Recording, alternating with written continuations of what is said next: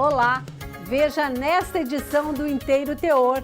A quinta turma do TRF da Primeira Região condenou agentes da Polícia Federal pelo uso ostensivo de algemas em uma de suas operações policiais. Ocupação irregular do solo em Brasília, uma prática criminosa institucionalizada por sucessivos governos. Qual é o papel da Justiça Federal para coibir essa prática e evitar a ocupação de áreas de preservação ambiental? Sobre este assunto, eu converso com o juiz federal Alexandre Vidigal, da Justiça Federal do DF. Está no ar Inteiro Teor, um programa do TRF da Primeira Região.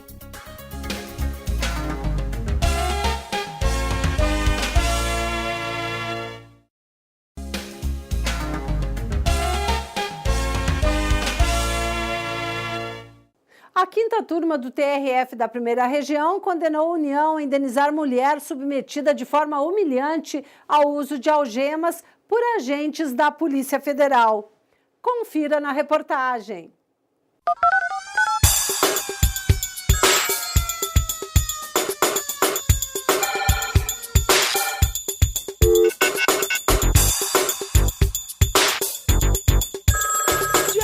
Assistindo a noticiários, nos deparamos com cenas como esta: pessoas sendo presas e expostas, acusadas de algum crime.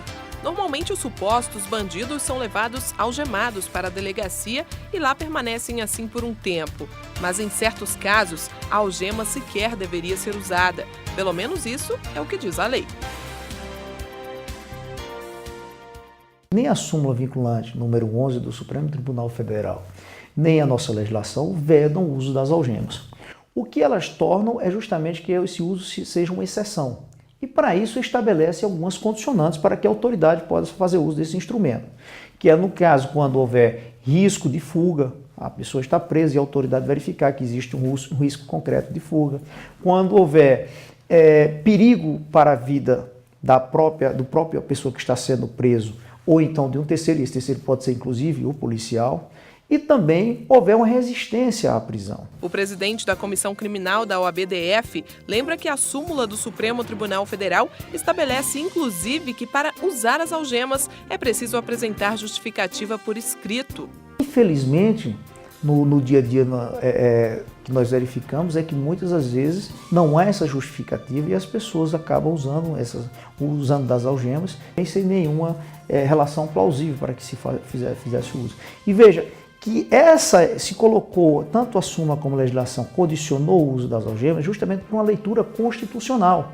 Porque quando nós olhamos a Constituição, ela preserva a honra, a imagem, a dignidade da pessoa humana, que é justamente para que as pessoas não sejam humilhadas, o que nós chamamos o princípio do estado de inocência, da preservação da inocência, é justamente por evitar que na maioria das vezes nós verificamos que são pessoas que ainda não têm sequer uma sentença condenatória, quiçá transitada em julgado.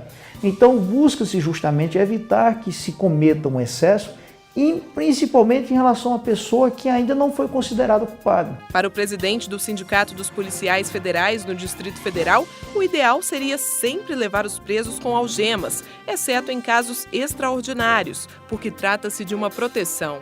Hoje, as algemas, deixando bem claro para todo mundo que está nos ouvindo, as algemas elas são proteção para o policial e para aquela pessoa que está sendo conduzida. Por quê? Porque se eu, como conduzido de uma polícia, estou sem algemas e reajo de qualquer forma e você não sabe qual é a reação de cada pessoa no momento da prisão, a única alternativa, se a pessoa não está algemada, é a imobilização via contato físico ou até mesmo um disparo de arma de fogo, que é o que o policial tem à mão na hora. Então acaba-se criando um risco maior, tanto para o conduzido quanto para o policial. Nos Estados Unidos, por exemplo, o uso da algema ele é utilizado com critérios objetivos. A pessoa tem um mandado de prisão expedido pelo judiciário, ela vai ser conduzida com algemas. O que se tem por trás dessa súmula das algemas é o que eu falei antes. É a exposição da pessoa à mídia com algemas. Então, o que se tem que combater é isso, e não o uso da algema. O tema é polêmico e há quem procure a justiça por se sentir lesado. Foi o que fez uma mulher depois que passou por uma situação delicada.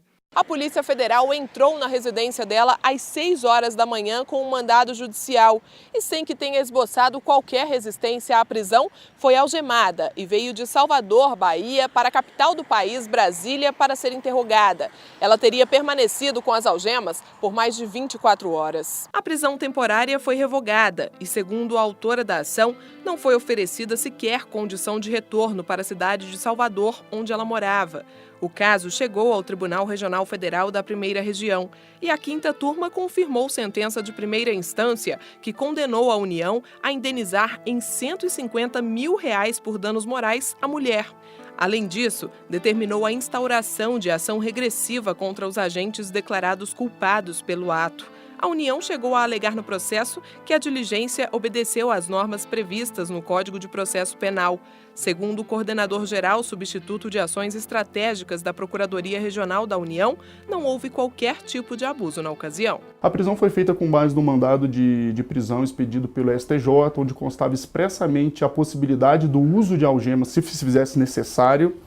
E a utilização de algemas ela foi feita simplesmente para garantir a segurança dos agentes públicos, estavam lá os agentes e delegados da Polícia Federal que estavam atuando nesse caso, e também para a própria segurança e garantia da integridade física da própria pessoa que estava sendo presa, uma vez que no momento que a pessoa corre risco de ter a sua liberdade de locomoção cerceada, pode tomar alguma atitude impensada, alguma atitude que não dá para ser mensurada a priori pelo agente.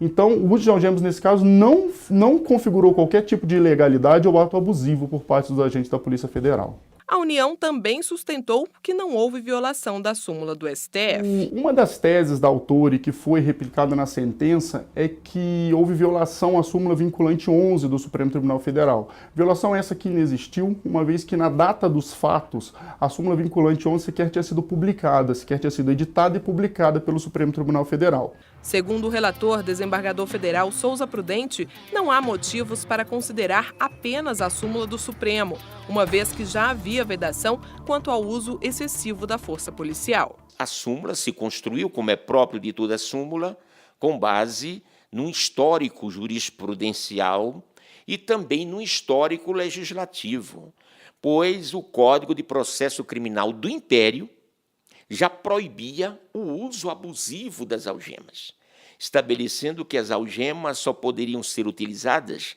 pelas autoridades policiais quando houvesse alguma possibilidade de resistência à prisão ou de fuga, né, do preso.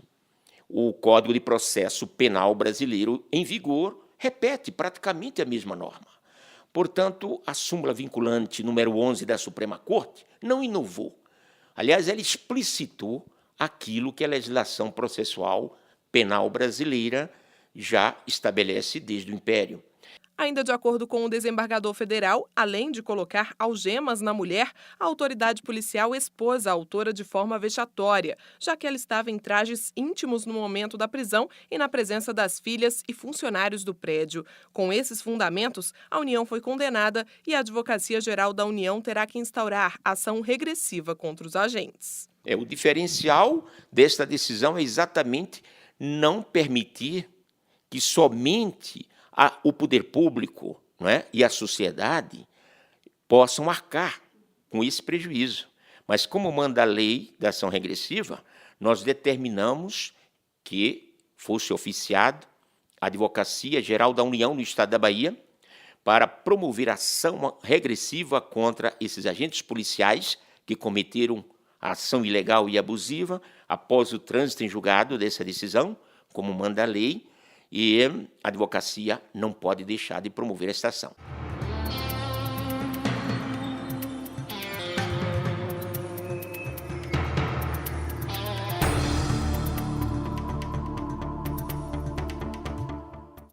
Vamos a um rápido intervalo e já voltamos falando da excelência na gestão pública.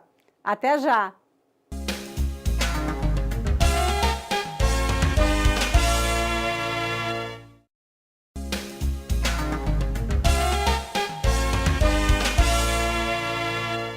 Vamos a um rápido giro pelas decisões de primeiro grau da Justiça Federal da Primeira Região.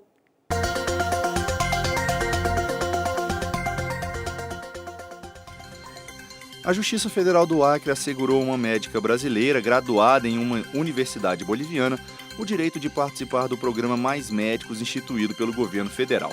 Na ação, a médica argumenta ter sido impedida de participar do programa porque a Bolívia apresenta relação estatística de médico por habitante inferior à do Brasil. Em sua defesa, a União sustentou que tal requisito tem por finalidade preservar o quadro médico de países carentes na área, como é o caso da Bolívia. Ao analisar a demanda, o juiz federal Naiber Pontes de Almeida entendeu que tal requisito instituído pela União por meio de portaria só poderia ter sido criado com a edição de lei. Na Bahia, a Justiça Federal condenou a FUNASA, Fundação Nacional de Saúde, a indenizar em R$50 mil agente de saúde contaminado por resíduos químicos de DDT, um tipo de pesticida.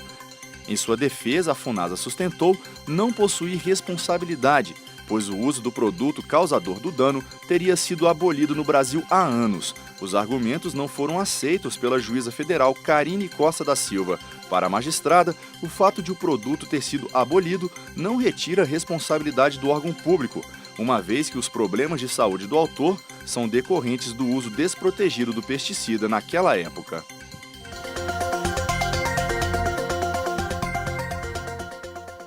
A excelência na gestão pública passa por 3 pilares: pessoas, processos e sistemas. Acompanhe o comentário da consultora Rossana Pavanelli no nosso espaço da Universidade Corporativa.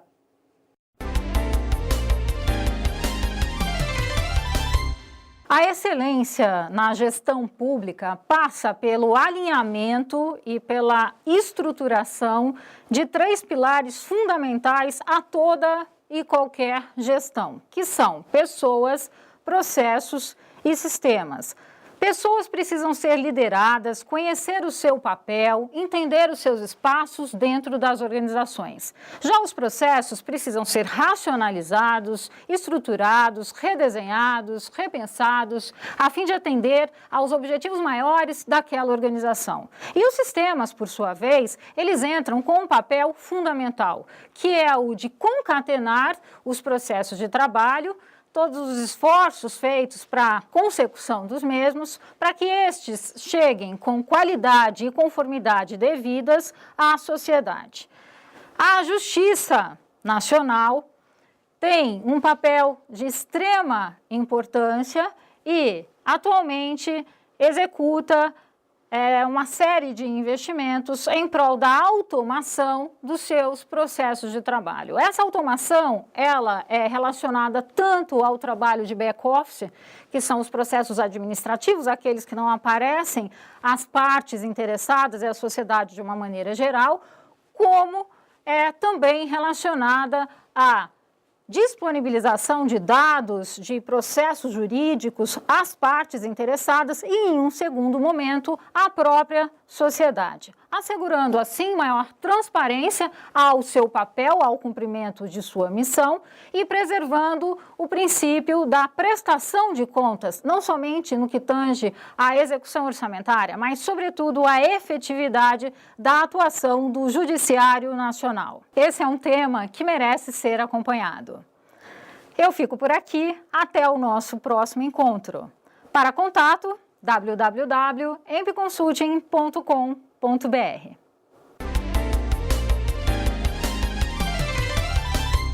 Vamos a um rápido intervalo, mas já voltamos falando da atuação da Justiça Federal nos casos de invasões de áreas públicas.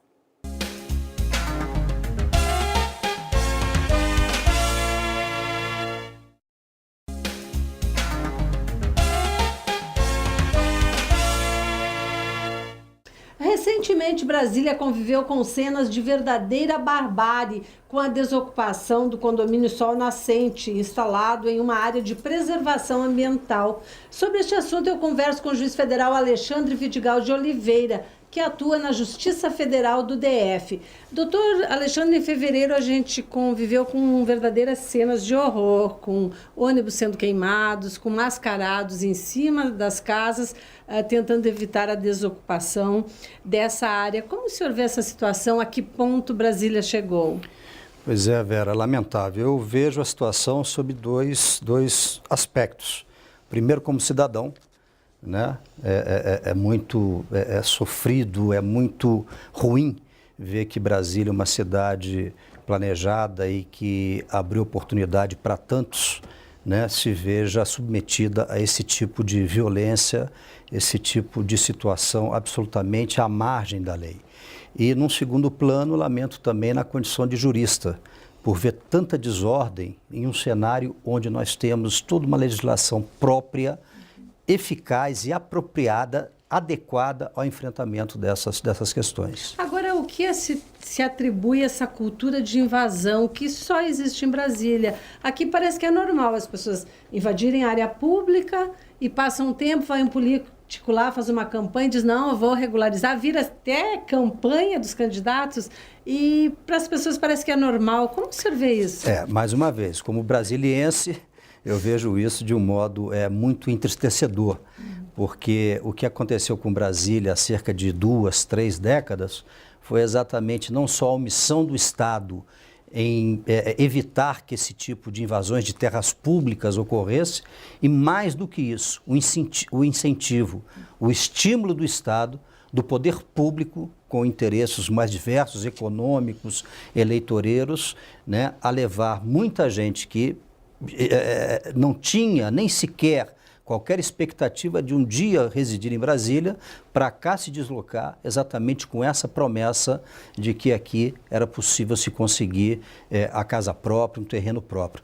E o que é pior, além desse estímulo, né, toda uma estrutura, né, marginal que se criou com especuladores, com grileiros e que passaram a se beneficiar bastante, seguramente, de modo bastante lucrativo com todo esse ambiente de desordem, esse ambiente de ocupação irregular de terra no DF. Nós temos aqui em Brasília grileiros eleitos deputados distrital. Como o senhor vê essa campanha que grande parte, infelizmente, dos políticos faz e as pessoas vão lá e votam nesses políticos? A ocupação irregular no DF, a ocupação irregular de terras no DF, infelizmente, é uma bandeira política bastante bem explorada, né, por alguns atores bem conhecidos da cidade.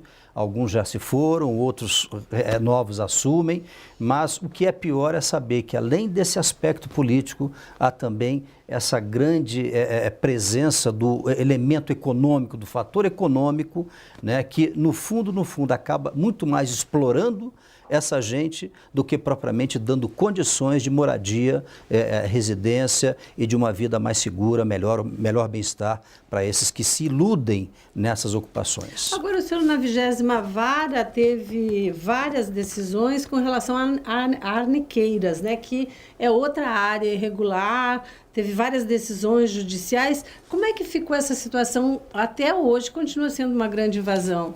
Olha, Vera, a situação de arniqueiras foi um processo de 2008.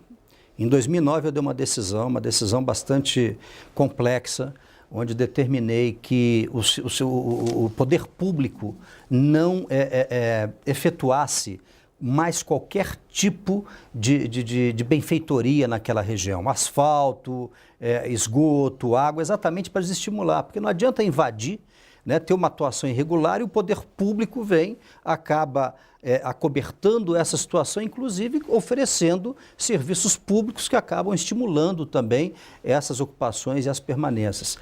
Determinei que é uma região, é importante que se diga que a questão de arniqueiras não é apenas uma situação vinculada à ocupação irregular da terra, mais do que isso, é uma questão ambiental. Então, os grandes mananciais, potentes, importantes mananciais de águas do DF estão naquela região de Arniqueiras. Então, a questão ambiental levou-me a tomar decisões severas, decisões que levaram a centenas de derrubadas de casa, né, casa de gente com poder econômico bastante considerável, até porque Arniqueiras não é uma região de gente humilde, né? Região de classe média, região de gente rica. Então foram medidas muito enérgicas e sempre contando com uma presença muito incisiva do próprio juiz da causa, né, no meu caso, para fazer acompanhar, para saber como é que estava tendo efetividade o cumprimento dessa decisão judicial.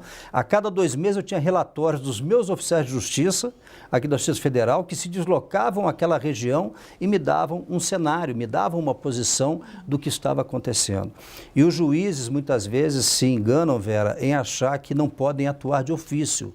Mas nós temos no nosso ordenamento jurídico uma proteção, uma previsão legal muito eficiente e que dá ao juiz a possibilidade de fazer cumprir as suas decisões exatamente com medidas que ele mesmo tome sem precisar ser provocado pelo Ministério Público, como no caso. Claro, agora uma das críticas que se viu nas redes sociais foi com relação à atuação, a Justiça atua de uma maneira no julgamento de um condomínio onde a população é mais pobre e diferentemente de um condomínio com pessoas de classe média alta, que, aliás, é muito frequente aqui em Brasília.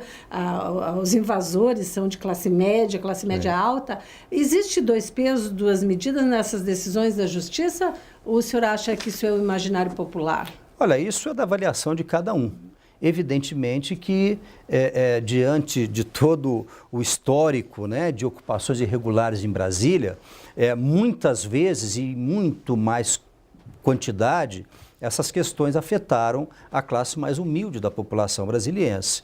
Mas, a meu ver, é uma avaliação equivocada. Tanto é porque o caso Arniqueiras, que esteve sob minha condução durante 4 anos, né, envolve uma região de Brasília bastante privilegiada, né, de bastante interesse por setores economicamente bem evoluídos do DF, ou seja, não é uma região de gente humilde que lá reside. Agora também, eu lembro que eu já fiz várias matérias com decisões da Justiça Federal com relação ao Lago Paranoá, até, digamos assim, galpões foram derrubados, eles ocupam, fazem pier, enfim, todo tipo de ocupação irregular na orla do lago, justamente por uma população de um bom poder aquisitivo.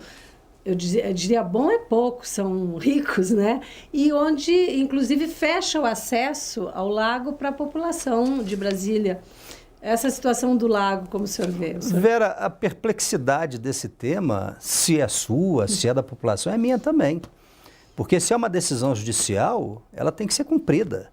Se não se cumpre, há que se saber por que não houve cumprimento. Um bom papel da imprensa é exatamente fazer a cobrança dos atores envolvidos para saber por que essas questões não evoluíram. Por que se derruba em alguns setores e em outros não se toma essa medida. Vamos voltar a Arniqueiras? Arniqueiras eu posso dar um exemplo, que no meu caso não se tratou de derrubar, até porque não havia preocupação em saber se derrubava de pobre, de rico, de quem quer que fosse. Havia necessidade de se restaurar né, um patrimônio ambiental profundamente agredido e com severas consequências para Brasília. Quem estava lá, enquanto eu conduzia esse processo, teve que arcar com as consequências de uma decisão judicial, que foi confirmada 6 vezes pelo Tribunal Regional Federal e uma vez pelo STJ. Inclusive com a determinação, no caso, à época, determinei que fossem instauradas ações penais contra todos os agentes públicos que permitiram que aquela situação chegasse ao ponto em que chegou. Ou seja, não só a omissão do poder público, como o eventual incentivo para que aquela situação chegasse, tivesse aquela conformação, aquela situação tão estabelecida. Eventuais, o que chama atenção, doutor Vidigal, é que em Brasília, essas áreas que se transformaram nos condomínios residenciais, alguns com nomes até impérios dos nobres, pomposos da nobreza, a maioria deles são invasões. E as pessoas, digamos assim, para entrar nessas áreas têm que se identificar. Tem um esquema de segurança muito maior do que quem mora no Lago Norte, Lago Sul, aqui na Asa Sul. Então, parece que falhou a lei, falhou a fiscalização e essas pessoas estão sendo beneficiadas até hoje e não tem mais como mudar essa situação. O que o senhor acha que é possível ainda fazer no sentido de conscientização, talvez das novas gerações? Eu tenho lá minhas dúvidas, Vera, se não é possível mudar essa situação. Né? Há situações que há situações que têm que ser mudadas, sim, e profundamente. Agora, tudo isso é um vício, é um erro, é uma falha do sistema judicial como um todo. Esse sistema integra polícia, Ministério Público e juízes. No momento em que em algum elo desses não atua bem, seguramente um enfrentamento com uma situação como esta não terá um bom sucesso.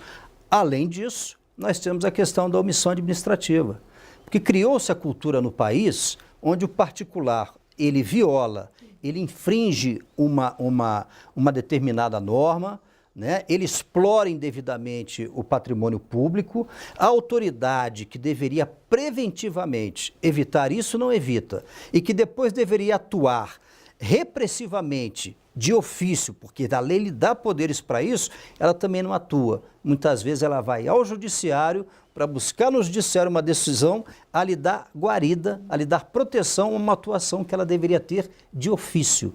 Ou seja, eu até entendo que quando a autoridade pública deixa de atuar nesses casos, quando deveria fazê-lo diretamente, sem interveniência da justiça, ela está prevaricando. Casos de prevaricação foram apurados no caso de Arniqueiras e espero, como cidadão e como jurista, que tenham tido o seu regular trâmite. Passíveis, né? de punição. Lógico, punição severa, de natureza criminal, não só administrativa, como de natureza penal. A legislação nossa, Vera, ela é bastante apropriada, bastante adequada a esses enfrentamentos. Agora, a questão se torna complexa por quê?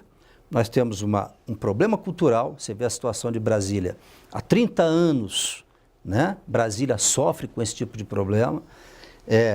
Há uma questão da demora do judiciário em dar uma resposta adequada. Quando dá, muitas vezes essa resposta não é efetiva. O cidadão, a pessoa, ela tem sempre aquela sensação de impunidade.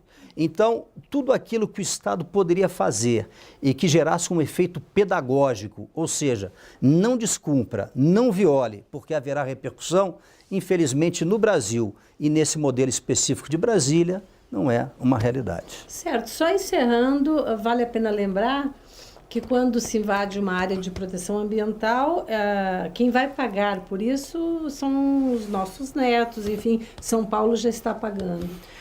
Vera, a questão ambiental é uma questão social, é um problema social. Não serão as próximas gerações a pagarem essa dívida. Nós já pagamos. A escassez de água em São Paulo não é apenas um problema ambiental, é um problema social. Enquanto não tiver esse enfoque da preocupação ambiental como uma preocupação que se pode permitir a preservação, a manutenção, o estímulo ao bem-estar da vida em sociedade, infelizmente o cenário não vai mudar. Certo, muito obrigado. Então, fica o alerta aí para quem defende a invasão de áreas públicas. É uma conta que todos nós vamos pagar. E o Inteiro Teor fica por aqui. Voltamos na semana que vem, neste mesmo horário. Participe do nosso programa enviando sugestões para o e-mail inteiroteor@trf1.jus.br. Confira também nosso programa no portal do Tribunal, trf1.jus.br. Até um próximo encontro.